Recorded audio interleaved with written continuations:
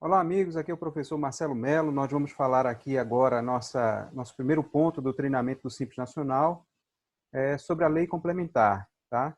E aí, nesse momento, é muito importante que a gente comece a identificar onde é que a gente consegue baixar as normas, a legislação. Então, a gente vai acessar agora o portal do Simples Nacional para a gente baixar a Lei Complementar 123, ter acesso à resolução do Comitê Gestor CGSN 140 de 2018.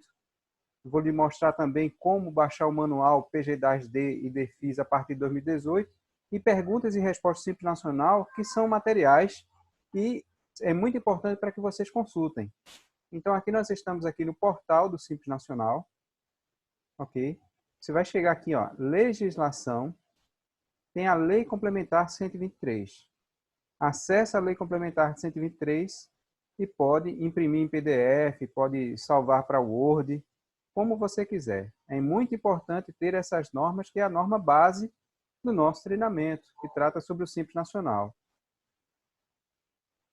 Então, voltando aqui na página principal, a gente tem também aqui resoluções do Comitê Gestor do Simples Nacional.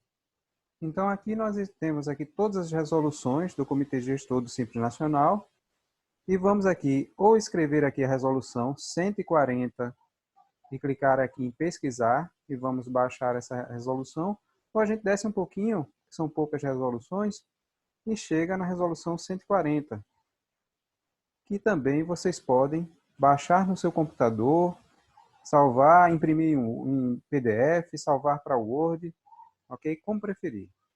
Então, nós já vimos aqui a lei complementar, as resoluções do comitê gestor, e outra coisa muito importante que nós temos que ver aqui são os manuais, tá? São diversos manuais, mas para os cálculos do Simples Nacional, nós temos como manual, desse momento, é o manual PG10D e DEFIS a partir de 2018. Você vai clicar e vai baixar também, ok? Então, aqui nós já vimos 3 informações importantíssimas para o treinamento e para o entendimento do Simples Nacional. A Lei Complementar 123, a Resolução 140 de 2018 do Comitê Gestor do Simples Nacional, CGSN 140, e nós temos aqui o manual com orientações sobre cálculos, que você já abre aqui em PDF, que você pode salvar para seu computador, sobre cálculo, sobre orientação de como fazer, ok? Tudo isso você acessa por onde? Aqui no portal do Simples Nacional. Tudo bem? E outra coisa que é muito importante são essas perguntas aqui, ó, perguntas do Simples Nacional. E aqui vai ter uma série de perguntas que você também pode salvar para seu computador. Perguntas sobre o Simples Nacional. Também muito importante aqui para o entendimento sobre as informações a respeito da matéria, as dúvidas que nós temos. Ok? Essas perguntas e respostas você pode encontrar aqui também em orientações aqui diretamente no site, que é o Simples Nacional, leia mais, você vai ter também aqui perguntas e respostas. Ok? Então essas perguntas são perguntas que estão diretamente no site e você vai ver sobre o Simples Nacional, sobre o MEI, sobre prorrogações da Covid. Muito importante aqui essas informações. Você já pode ir direto lá. Enfim, pessoal, voltando aqui para o nosso treinamento, depois que você vai ter acesso a essas informações, nós vamos agora entender um pouco mais sobre essa base da Lei Complementar 123. Na Lei Complementar 123, logo no artigo 2º, ela menciona que foi criado vários grupos de comitês para tratar sobre o Simples Nacional. No artigo 2º, no inciso 1º, ele já fala que foi criado o Comitê Gestor do Simples Nacional, vinculado ao Ministério da Fazenda, tem 4 representantes da Receita Federal, representantes da União, dos estados, do Distrito Federal e dos municípios. Um fórum permanente para tratar de questões sobre empresas do Simples Nacional e o Comitê Gestor da Rede Nacional, que trata da legalização das empresas do Simples, a simplificação para isso. Mas o que é a microempresa, o que é a ME e o que é a EPP, segundo a lei complementar?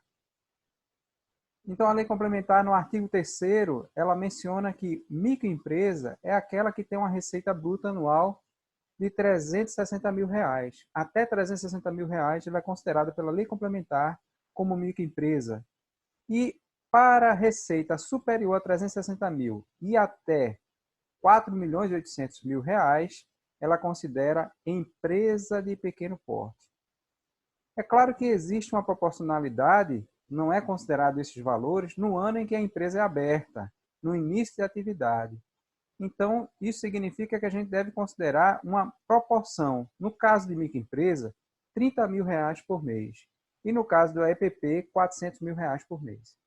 Então, entenda o seguinte, se a empresa ela foi aberta no mês de julho de um determinado ano, e a gente, quando fez a abertura, identificou que o enquadramento da empresa seria ME, então, teoricamente, é R$30 mil que nós estamos falando por ela por mês. Então, não é 360 mil no ano, porque ela foi aberta em julho. De julho a dezembro, são 6 meses, vezes 30, dá R$180 mil. Esse seria o limite dela para ela se encontrar no Simples Nacional. Não estamos falando aqui de se encontrar como ME. E se fosse EPP, R$400 mil por mês, vezes 6 meses. Ou seja, ao invés de falar de 4.800.000, nós estamos falando de 2.400.000, que é o limite dela para ela se encontrar como EPP e para se encontrar também no Simples Nacional. Vamos entender mais sobre isso, que é efeitos de exclusão. Mais na frente, nas nossas aulas, nós vamos entender sobre isso.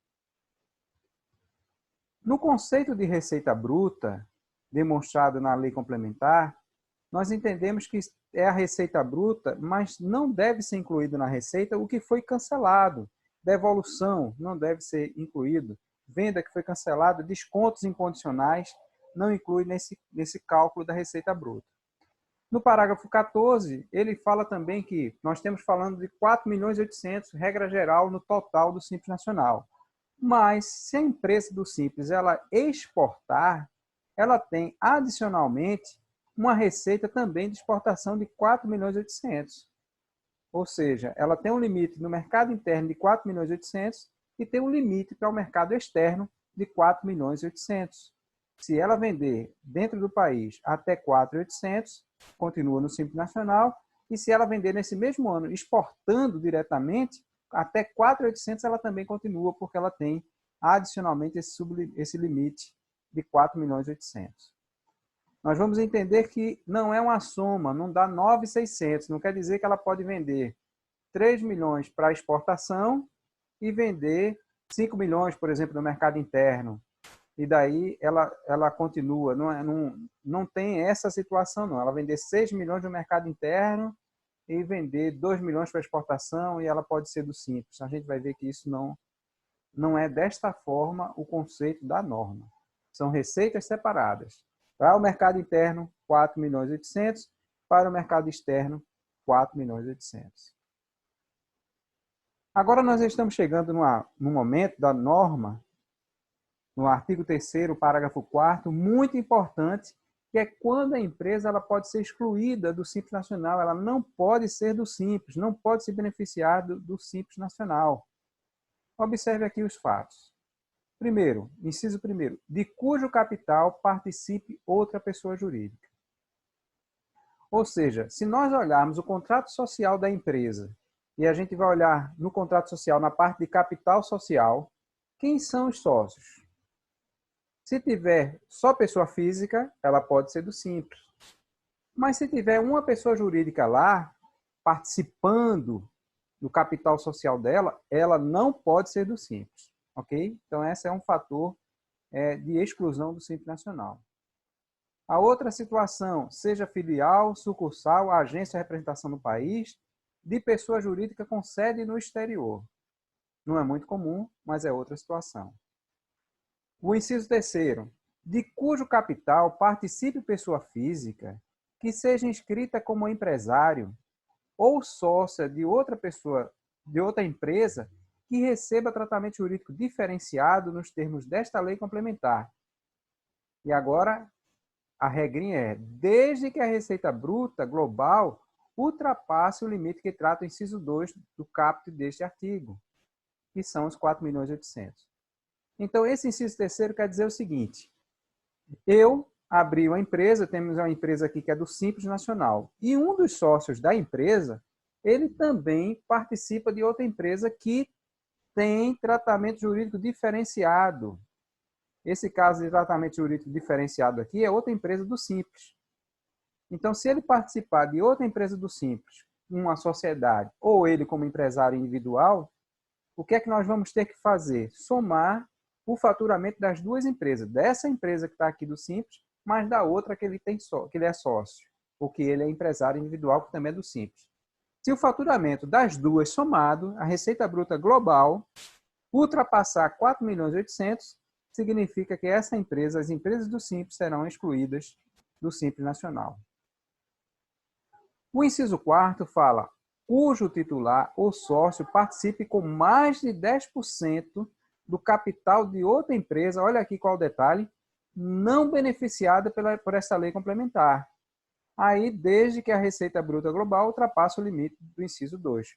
Ou seja, no nosso contrato social, essa empresa do Simples tem 3 sócios.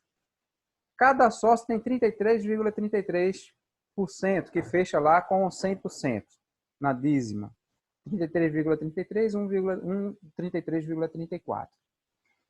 2,33,33 e 1,33,34. Então, isso significa que todos os sócios participam com mais de 10% dessa empresa. Mas não é dessa empresa que a gente está olhando. É com outra empresa. Esse sócio, algum desses sócios, é sócio de outra empresa? É. Se a empresa for do Simples, a gente vai para o inciso 3, que tem que somar o faturamento. E se a empresa não for do Simples, se ela for lucro real, a empresa que ele é sócio, a outra empresa, ela é lucro real, ou então ela é de lucro presumido, vai depender de quanto ele participa lá. Porque se ele participar, por exemplo, com 9%, ou seja, menos de 10%, eu não vou fazer nada, tá? Mas se ele participar lá com 10% ou mais, eu vou ter que pegar o faturamento daquela empresa, a receita bruta daquela empresa, e somar com a do Simples Nacional. E se for superior a 4.800.000, o que vai acontecer com a minha empresa do Simples Nacional? Ela vai ser excluída do Simples Nacional. Ela não pode se beneficiar do Simples. Entenderam? Então é muito importante saber disso. Esses pontos aqui, embora não seja de cálculo, é uma das partes mais importantes do conhecimento do Simples Nacional. Por quê?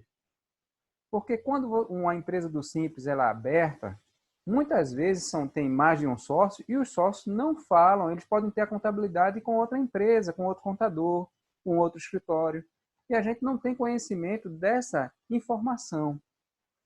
Então é importante questionar isso logo para evitar que essa empresa que nós estamos abrindo ou que nós estamos começando a fazer a contabilidade, ela seja excluída do Simples Nacional por este motivo aqui. O inciso 5, cujo sócio ou titular seja administrador de outra pessoa jurídica com fins lucrativos. Aí também a gente soma a receita bruta global. Ou seja, nós vamos ver que um dos sócios dessa empresa do Simples participa, vamos dizer, com 1% em outra empresa. Olhando apenas para o inciso 4º, eu não iria somar, não, o faturamento, a receita bruta global. Mas, se ele participando com 1%, ele é administrador daquela outra empresa, então eu vou ter que somar também, certo? Então, esses são os pontos aqui muito importantes para entendimento da exclusão do Simples, conforme o artigo 3º da Lei Complementar 123. Também vai ser excluída, sociedade cooperativa não pode, salvas de consumo, participe do capital de outra pessoa jurídica, agora já é o inverso. Nós tínhamos falado antes que uma pessoa jurídica participe do capital desta empresa. Agora, é como se nós tivéssemos pegado agora aqui o contrato social dessa empresa, CNPJ, e entregássemos para a abertura de outra empresa. Ao invés de estar lá as pessoas físicas lá, vão ter 2 pessoas físicas na nova empresa e vai ter essa empresa do Simples. Se essa empresa do Simples tiver participação em outra empresa, ela vai ser excluída do Simples Nacional. Na contabilidade, essa participar em outra empresa, nós olharíamos aonde? No ativo não circulante, no subgrupo de investimentos. Exerça atividade. Então, algumas atividades aqui também são excludentes do Simples Nacional. Banco comercial, de investimento, desenvolvimento, caixa econômica, sociedade de crédito, financiamento. ou seja, essas atividades aqui é excludente para o Simples Nacional. O inciso 10, resultante ou remanescente de cisão ou qualquer desmembramento de pessoa jurídica que tenha ocorrido nos últimos 5 anos. Ou seja, se uma empresa ela veio de uma cisão, ela veio de uma reorganização societária, essa empresa não poderá ser do Simples Nacional por 5 anos. Ela vai ficar 5 anos sem poder ser do Simples Nacional. O inciso 10, constituída sob a forma de sociedade por ações. Também não pode, é excluído do Simples Nacional. E o inciso 11, cujo titular ou sócio guarde cumulativamente com o contratante do serviço relação de pessoalidade, subordinação e habitualidade. Veja bem, isso aqui é muito comum em pequenas empresas, principalmente quando surgiu o MEI. Foi orientado para que os empregados houvessem um desligamento e aí eles constituíam um MEI e continuariam trabalhando para a empresa de forma integral, com relação de pessoalidade. Ele tem que estar lá, ele tem subordinação, ele tem que obedecer às ordens, ele tem habitualidade, ou seja, ele tem que estar lá de 8 horas da manhã, sair de meio-dia para almoçar, voltar às 14, sair às 18, de segunda a sexta-feira e trabalha aos sábados também. Então, se ele está obrigado a cumprir estes requisitos, são requisitos de vínculo empregatício. O que vai acontecer com essa empresa, ela também vai ser excluída do Simples Nacional. Então, autopeça, de vez em quando quer fazer isso para os seus mecânicos, né, para que ele possa ser desligado e abrir o MEI para ele e ficar lá trabalhando. Então, se ele não for, a empresa vai desligar? Vai desligar, vai contratar outra pessoa que vai cumprir a subordinação, a habitualidade. Então, esse é um motivo excludente do Simples Nacional. Sobre essas exclusões que a gente mencionou nesses incisos 1 a 11, o que é que a gente quer falar aqui a respeito disso? Segundo a lei complementar. Qualquer hipótese dessa que ocorrer, a empresa vai ser excluída do Simples Nacional a partir do mês seguinte em que ocorrer a situação. Ok? Então, entenda esse ponto agora como um ponto muito importante para planejamento tributário. Eu tinha mencionado, inclusive, nas introduções, nas partes iniciais sobre esse treinamento, que a gente iria perguntar, olha, a empresa do Simples, no mês de julho, ela viu que está pagando mais imposto no Simples do que estaria pagando no lucro presumido. Ela pode deixar de ser de Simples no mês de julho? Em tese, não. Não pode, porque a norma não permite pedir desenquadramento. Agora, veja agora o pulo do gato. Se ela tiver alguma dessas situações do inciso 1 a 11, ela vai ser excluída do Simples Nacional a partir do mês seguinte. Quer dizer, nós podemos, em algum desses itens, provocar a exclusão obrigatória do Simples Nacional e ela vai deixar de ser Simples Nacional a partir do mês seguinte da situação impeditiva. Então, veja, pessoal, aqui é um ponto muito importante para planejamento tributário. Mais adiante, nós vamos ver cálculos de lucro presumido, exemplos de lucro real, para que a gente possa entender esse conjunto aqui e ver que em determinado mês, em determinado período do ano, nós podemos pensar em utilizar algum desses atributos do inciso 1 a 11 para que a empresa deixe de ser do Simples Nacional a partir do mês seguinte. Outro ponto importante sobre enquadramento. No caso de início de atividade, se a gente enquadrou a empresa como ME, microempresa, mas no ano calendário ela excedeu o limite de microempresa, proporcionalmente, ou seja, aqueles 30 mil por mês, se for em julho, 30 vezes 6 dá 180, se ela teve uma receita, por exemplo, de 200 mil de julho a dezembro, o que vai acontecer? No ano seguinte, o porte dela vai ter que ser EPP. No inciso C, na letra C aqui, já fala o seguinte, o inverso. No início da atividade, nós enquadramos a empresa como EPP. Mas no ano calendário seguinte, nesse ano calendário, ela não ultrapassou o limite de ME. O que é que vai acontecer? Nós enquadramos ela como EPP, mas se ela foi aberta em julho, de julho a dezembro, ela tem um faturamento de 100 mil, ou seja, menos de 180, que seria 30 mil vezes 6. O que vai acontecer com ela no ano seguinte, embora nós tenhamos aberto a empresa na condição de EPP, no ano seguinte ela tem que voltar à condição de microempresa. Agora veja um ponto muito importante com respeito à exclusão do Simples Nacional por receita bruta, por excesso. A empresa de pequeno porte, que no ano calendário excedeu o limite do EPP, ela fica excluída a partir do mês subsequente do excesso da receita. Fica excluída do Simples Nacional. Mas essa regra tem uma exceção. Qual é a exceção? O efeito da exclusão vai ser só no ano seguinte, se não for superior a 20% do limite. Ou seja, 4.800.000. Se ela ultrapassou num determinado mês, ficou com 4.900.000, ela não ultrapassou 20% dos 4.800. Ou seja, neste momento aí, em 4.900, ela ainda continua no Simples Nacional até o final do ano. Agora, se ela ultrapassar o limite de 20%, aí a partir do mês subsequente, ela deixa de ser do Simples Nacional. E a outra situação é, no ano em que foi aberta a empresa no início de atividade, a empresa vai estar sujeita ao Simples Nacional se ela ultrapassar o limite de EPP. Então, eu abri a empresa em julho. De julho a dezembro, ela ultrapassa o limite de 2.400.000, por exemplo, porque o limite máximo dela era 6 vezes 400.000, 2.400.000. Se ela ultrapassa 2.400.000, em dezembro ela dá 2.401.000 reais. O que vai acontecer com ela? Ela vai deixar de ser do Simples Nacional desde sua abertura. É retroativo ao início de suas atividades. Então, tudo vai levar em consideração isso, inclusive o sublimite para ICMS e ISS, com efeito retroativo ao início das atividades. A gente vai ver mais adiante sobre isso. Sublimites do Simples Nacional. E a outra situação que vocês podem ver, podem observar em perguntas e respostas a exclusão do MEI. Quando é que ocorre a situação em que o MEI ele retroage, é retroativo o desenquadramento? Então, aqui nós temos as situações, tá? Então, se você gostou dessa aula, não deixe de se inscrever no meu canal do YouTube, Professor Marcelo Melo. Tá? Você pode colocar no Google, Professor Marcelo Melo, YouTube, vai encontrar meu canal e pode se inscrever. Você acessa e aperta no sino para receber as notificações dos próximos treinamentos.